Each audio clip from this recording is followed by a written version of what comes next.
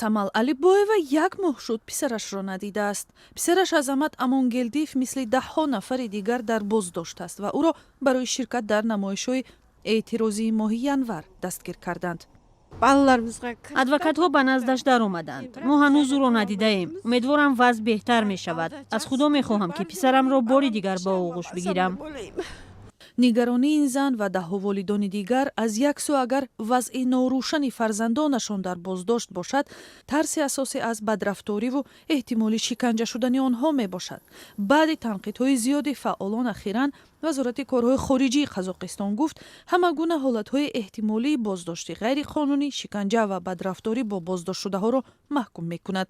Додистони Кул рӯзи 4 феврал гуфт тахминан 150 аризаи шикоятӣ аз шеваи ғайриқонунии тафтишот дарёфт кардааст.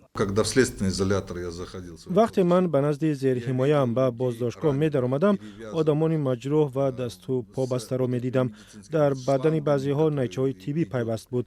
ман нафаҳмидам ки ман дар беморхона ҳастам ё дар муассисаи ислоҳии ҷазо. ҳомиёни ҳуқуқ дар боздоштгоҳҳо дасти кам 8 зани серфарзанд ва чанд кӯдаки ноболиғро ҳам диданд. мақомот гуфтанд тахминан 10 000 нафар дар боздошт буда 3 000 парвандаро таҳқиқ мекунанд. ҳомиёни ҳуқуқ мегӯянд дар ҳолати шиканҷаву бадрафторӣ бояд ба додгоҳҳо шикоят кунанд. одамон бояд омода бошанд ки шояд натавонанд ба адолат даст ёбанд, вале онҳо бояд қотиёна то охир бираванд. воқеият ин аст ки вақте мақомот намехоҳанд ки ба ҷавобгарӣ кашида шаванд, эҳтимолан ҷавобашро дуру дароз интизор шаванд. хеле муҳим аст ки ҳар чизе рух дода санад шавад.